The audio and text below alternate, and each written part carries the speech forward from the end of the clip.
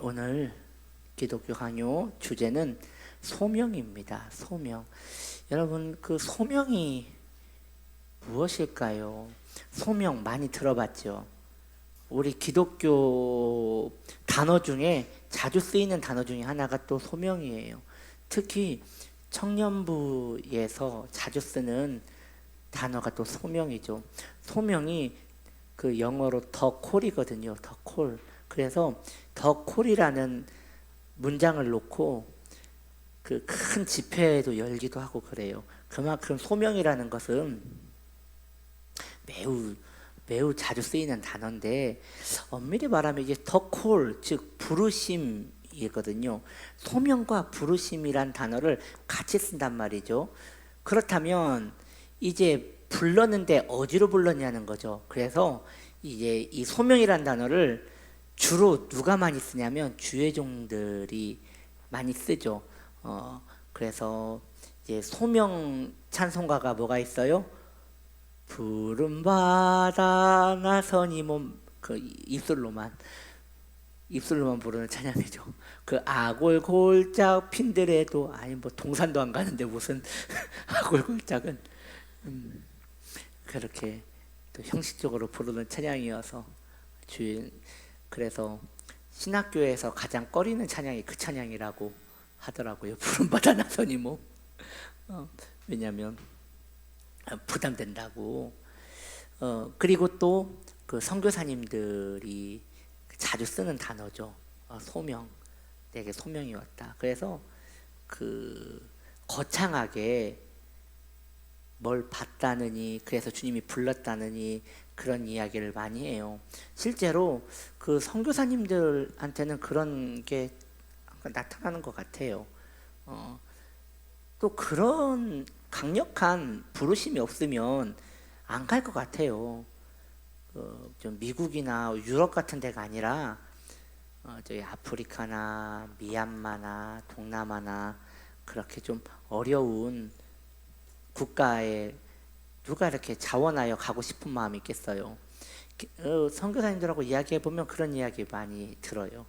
기도를 막 하고 있는데 갑자기 세계 지도가 덩 하고 나오고 거기에 큰 손이 와가지고 동글뱅이를 치면서, 동글뱅이 표준어인가?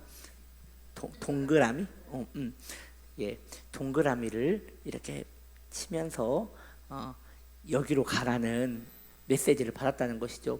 그래서 눈을 떠가지고 지구본을 막 찾았더니 딱 찍었더니 그 나라가 뭐 아프리카더라, 저기 뭐 러시아더라, 뭐 이렇게 해가지고 가시는 분들이 많아요. 그런데 한번 그런 걸 이렇게 보신 분들은 그 다음부터 눈을 감으나 떠나 그 나라만 이야기를 해요. 그 선교사 가기 전에 그 목회자들을 보면요, 와, 이제 그것을 신학교 때 본 사람도 있고 청년 때 본 사람도 있고 그럴 거 아니에요? 그러면 정말 거기에 한 맺힌 사람 같이 계속 거기를만 가려고 노래를 불러요. 노래를. 예를 들어서 뭐 이렇게 아프리카를 봤다, 뭐 그 새카만 사람들이 이랬단 말이죠. 이걸 봤어.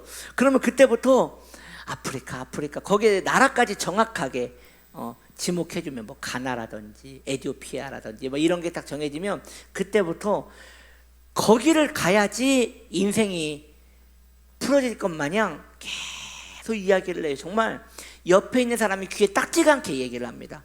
제가 어떻게 알아요? 옆에 있어 봤거든요. 와, 정말 그냥 정말 이런 말 하기 좀 그렇지만 아주 환장을 한 것 같아요. 그 땅에 무슨 보석이나 숨겨져 있는 것처럼 계속 그 땅만 이야기를 해요. 거기를 그 인터넷 하는 거 봐서 보면 그쪽 나라 살펴보고 있고, 그리고 이제 이런 거 있잖아요. 그 카톡에 대문 사진에 보면 그 나라 인사말 써 있고 그냥 온통 마음이 거기 있어요.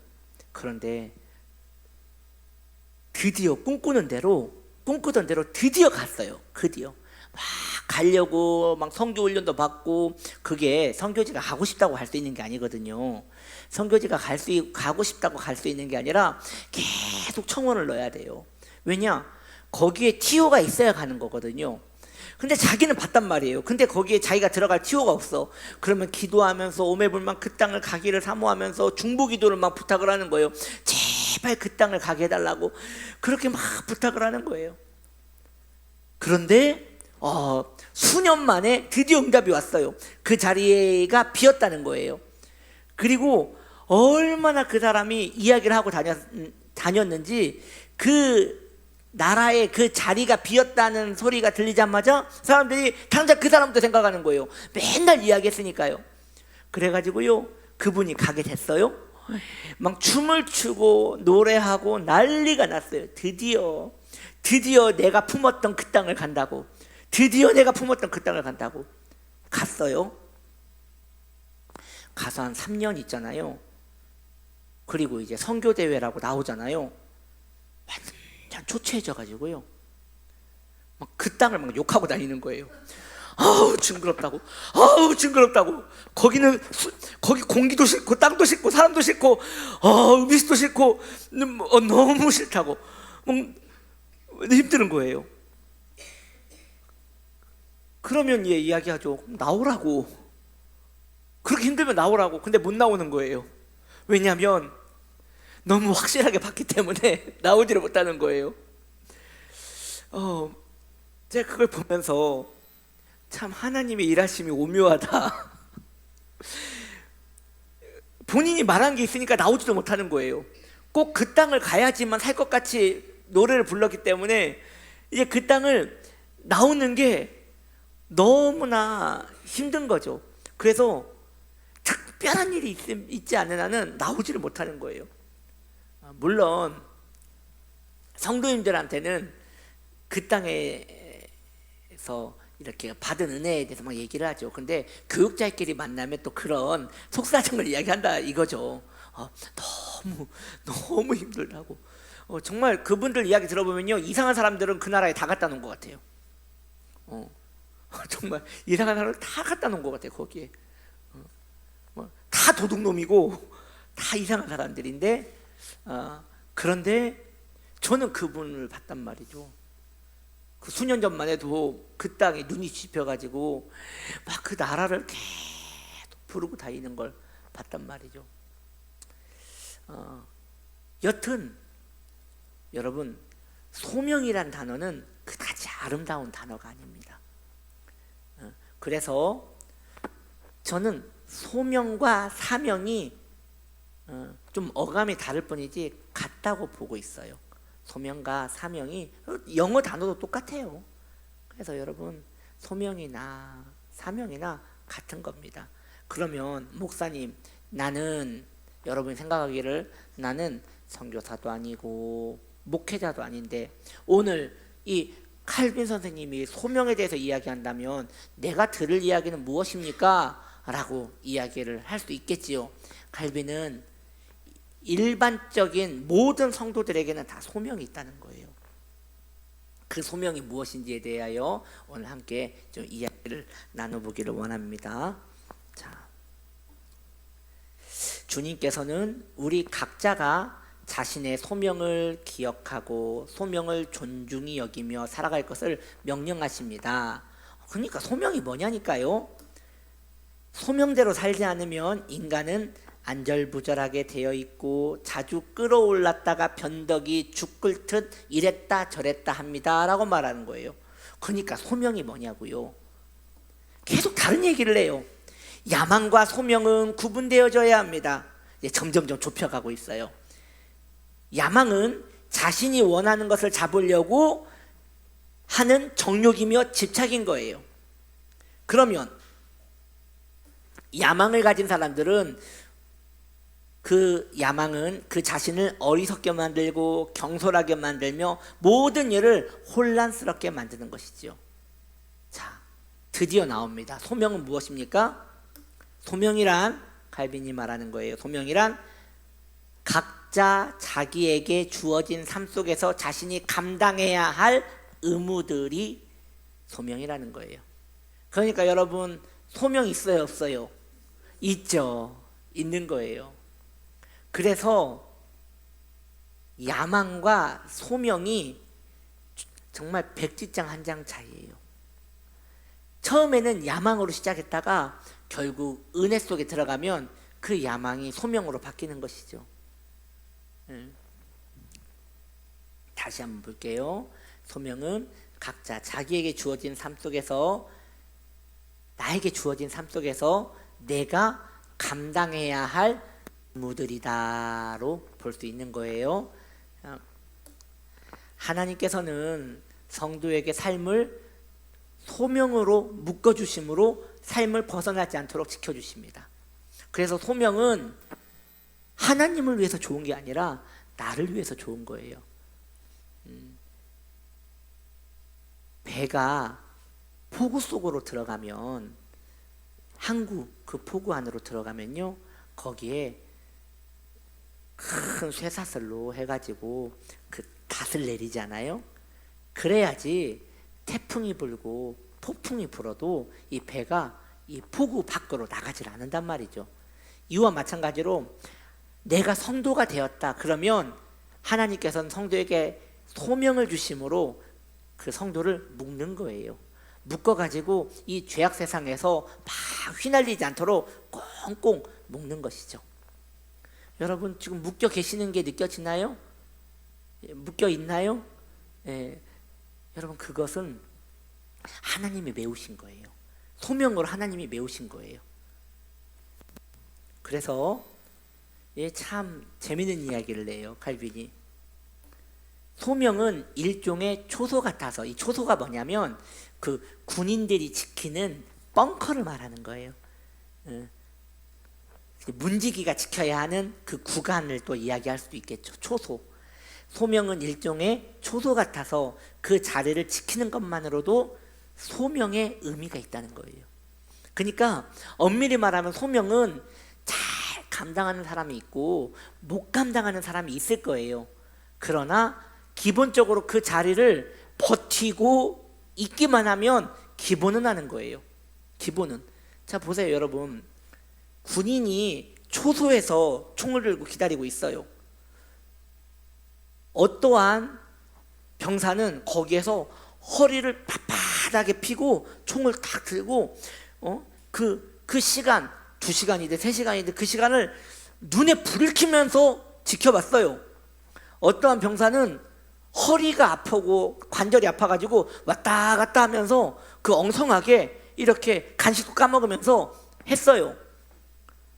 물론 FM은 허리 꼿꼿하게 태우고 제대로 근무를 한 사람이 멋있겠죠. 그렇다고 하여서 그 근무 시간을 때운 사람도 딱히 잘못한 건 아닌 거예요. 왜? 근무표에는 그 자리에 있는 걸로 된 거니까요. 이해가 되십니까? 그러니까 내게 맡겨진 의무를 충실하게 하는 사람도 있어요. 그런데 그걸 놔버렸다가 잡았다가 놔버렸다가 잡았다가 놔버렸다가 잡았다가 하더라도 여튼 그 자리에 있다면 아주 훌륭한 것이죠.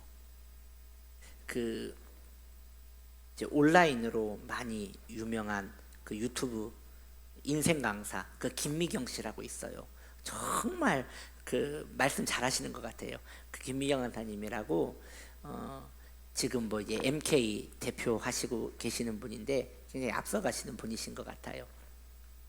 그분이 이제 30대 40대 그 여성분들한테 참 인기가 많아요. 거기에서 그 얘기를 하거든요. 그분이 주로 얘기하는 것이 자기에게 맞는 일을 해야지 행복하다. 자기에게 맞는 일을 해야지 행복하다. 그러니까 이제 질문이 들어오는 거예요. 나는 지금 주부 생활을 15년째 하고 있는데 너무 안 맞는 것 같다. 이 반복적인 생활이 지긋지긋하다. 나는 나한테 맞는 일을 못 잡은 것 같다. 내가 내 일을 새롭게 찾으려면 어떻게 해야 하느냐라고 이렇게 질문을 했거든요. 그랬더니 그 김미경 강사님 뭐라고 하냐면 잘했든 못했든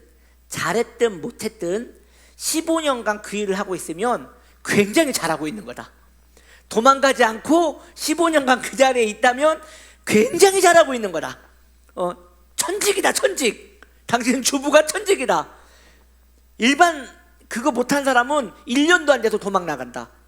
그 직장으로 15년간 애 키우면서 그 지긋지긋하면서 반복적인 일을 꿋꿋하게 해냈다면 당신은 천상 주부다. 그렇게 이야기를 하더라고요. 이것과 오늘도 연결을 해서 이야기하기는, 지금 내가 그 일을 잘했든 못했든 그 일을 내가 지금 버티고 서서 그 자리를 감당하고 있다면 나쁘지 않은 거예요. 네, 나쁘지 않은 거예요. 자, 소명 안에 있을 때 성도는 마음 내키는 대로 삶을 벗어나지 않으며 방황하지 않을 수 있는 것이에요. 예. 그게 소명이 없었다면 다 버리고 내가 원하는 대로 휩쓸렸을 거예요. 그런데 그게 뭔지 탁 붙들려 가지고 가더라도 멀리 못 가고 다시 오는 거죠. 그냥 바람만 쐬고 오는 거죠. 성도의 모든 활동은 그러므로 그 근거로 하나님 앞에서 판단을 받습니다.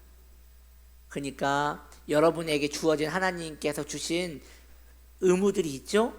그 의무들이 이후에 하나님께 판단을 받는 그런 상급과 벌금이 될 수 있는 이런 또 자리가 될 수 있다는 것이에요. 소명은 성도에게 틀이 잡힌 삶을 살 수 있게 해주며 경솔함과 충동적인 삶에서 보호해 줍니다. 어쩌면 말이죠, 우리에게 주어진 그 의무들이 아니었으면 우리는 벌써 방종하고 방탕하고 타락했을 수 있어요. 얼마든지 그럴 수 있어요. 저는 이런 생각을 해요. 제가 목회자가 되지 않았다면, 어떻게 보면 저에게 의무는 목회죠. 가정도 있지만 저에게 목회는 또 의무죠.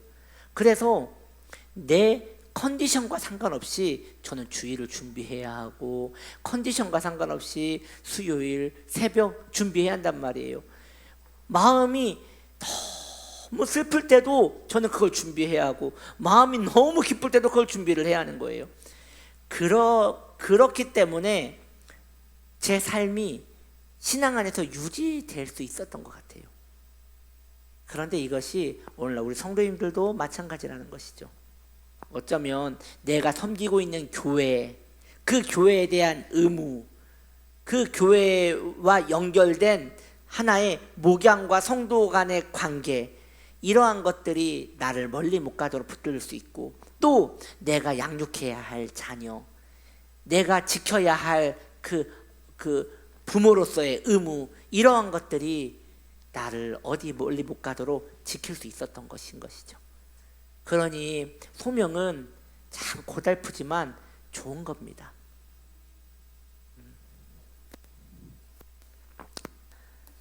소명을 깨닫는 자신을 지치게 하는 모든 짐을 하나님이 지워주심을 믿고 불평 없이 지고 나아가는 사람입니다. 그래서 여러분, 나에게 지워주신 것 못 바꾸잖아요. 이미 나한테 일어난 일 못 바꾸잖아요. 그럼 어떻게 해야 돼요? 지고 가는 것이에요. 묵묵하게 그냥 지고 가는 것이에요. 그래서 이것과 관련된 말씀이 있어요. 애가 3장 26절, 사람이 여호와의 구원을 바라고 잠잠히 기다림이 좋도다. 28절, 혼자 앉아서 잠잠할 것은 어떻게 했대요? 주께서 그것을 그에게 메우셨음이라. 소명은 좋은 건 아니에요. 왜냐? 내가 날아가지 못하도록 잡는 거니까 멍해져. 멍해고 어찌 보면 덫이고 어떻게 보면 밧줄이죠. 나는 새같이 멀리 푸드덕 날아가고 싶은데 뭐가 발을 묶고 있는 거예요. 근데 너무 크고 무거운 거예요. 그래서 다시 날개를 꺾고 그 자리에서 서성거리고 있는 것이죠. 그래서 소명이라는 것은 그렇게 정답고 낭만적이고 아름다운 것은 아니에요. 소명은 안전한 거예요. 안전한 것이라고 해서 다 좋은 건 아니에요. 어찌 보면 무겁고 거칠기 때문에 안전할 수 있는 것이죠. 그래서 그 아이들 아이들 다이어리 그것을 잠그라고 열쇠 같은 게 달려 있거든요. 아주 이쁘고 작은 열쇠예요. 그런 열쇠는요, 그냥 어른이 이렇게 하면 툭 끊어집니다. 약해요. 네.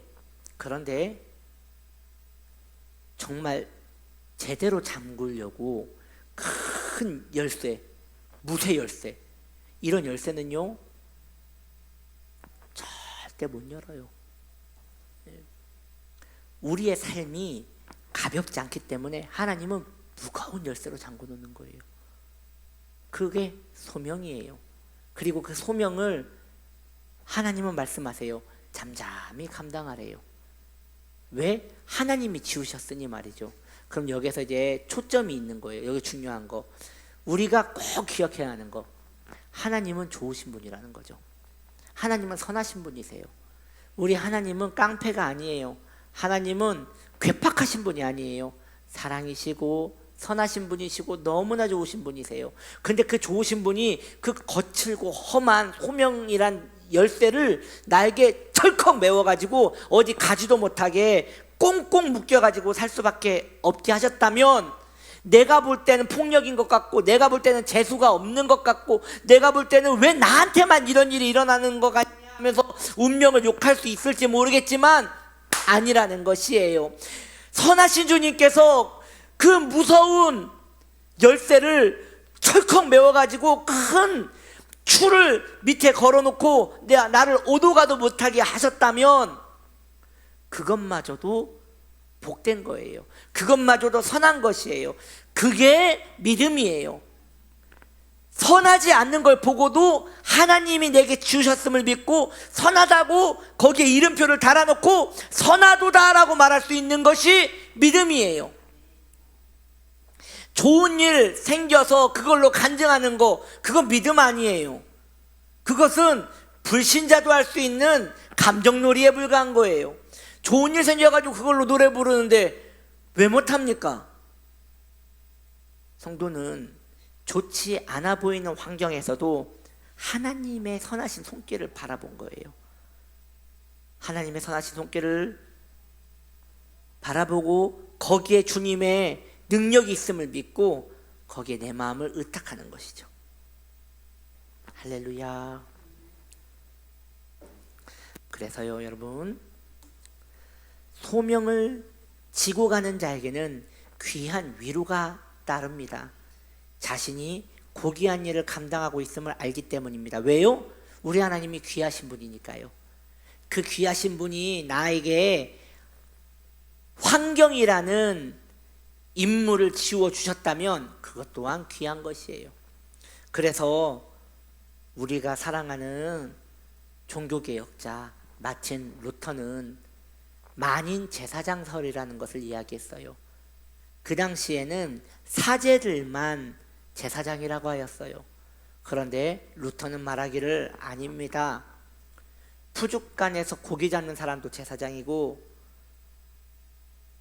벽돌 수리공도 제사장이고, 굴뚝 청소부도 제사장입니다. 왜냐하면 그 일을 하나님이 주셨다고 믿는 자는 제사장입니다. 그러므로 성직자는 교회 강단에서 그 성직을 감당하는 것이고, 굴뚝 청소부는 굴뚝 안에서 그 성직을 감당하는 것이고, 푸죽간에 고기 잡는 사람은 그 고기 칼을 잡고 지금 제사를 집례 중인 것입니다. 자기 삶에서 최선을 다해서 하나님께 영광을 돌림으로 자기 삶을 감당하고 있다고 말하는 것이에요. 그래서 그 로랜드 형제라고 이제 수도사가 있어요. 그분이 유명한 이야기를 했어요. 나는 빗자루질을 하면서 하나님의 임재를 느낀다. 라고 하였어요. 수도원에 사람이 아무도 오지 않는 거예요. 본인은 생각할 때 사람들과 상담하고 사람들에게 성경을 가르쳐야지만 주일이라고 생각했단 말이에요. 근데 사람이 안 오는데 어떻게 해요? 그래서 기도하는 가운데 기도하는 가운데 하나님이 함께 계심을 믿으면서 본인이 할 수 있는 일을 한 거예요. 빗자루질을 한 거예요. 설거지를 한 거예요. 그런데 하나님께서는 내가 할 수 있는 그 일을 할 때에도 함께 계신다는 걸 느낀 거예요. 그래서 그것도 성직이라고 이야기하는 거예요. 그러므로 여러분의 삶에서 매일 반복되는 거 있죠? 몇 시에 일어나서 누굴 깨우고 누굴 먹여서 뭘 해야 하고 뭐 계속 반복적인 것, 수십 년간 계속 반복되고 있는 거, 그것은 거룩한 직무입니다. 하나님께서 나니까 맡기신 소명인 것입니다. 여러분, 그런 것이에요. 그러므로 하나님께서 내게 지으셨으니 내가 감당하리라 는 마음을 빨리 갖는 게 좋아요. 그런 마음을 내가 어쩌다가 이런 인생이 되었는가 라고 하면 그건 복이 안 돼요. 하나님이 메우셨구나. 하나님께서 나에게 필요하니까 메우셨구나. 아멘. 그리고 그것을 하나님이 주셨으니 내가 또 감당해야지 라고 하면서 하는 게 좋아요. 물론 감당할 때는 화도 날 수도 있고 때로 폭풍같이 마음이 오열이 올라올 수도 있죠. 그럴 수 있어요. 그렇다고 해서 여러분 너무 정죄하지 마시고 다시 마음을 새롭게 하는 거예요. 하나님이 지으셨지. 그렇지. 그 당시에는 또 무너질 수 있지만 다시 돌이켜서 하나님이 내게 지으셨지. 할렐루야. 예. 자, 마지막으로 이 말씀 한 절 봅시다. 성도의 소망이 어디 있는가? 계속해서 애가 3장 29절에 이렇게 말합니다. 그대의 입을 땅에 티끌어낼지어다 혹시 소망이 있을지로다. 아멘. 너무 멋있지 않습니까? 지금 여러분이 계시는 그곳에 입을 맞추십시오. 거기가 소망일 것입니다. 아멘. 자, 우리 기도합시다.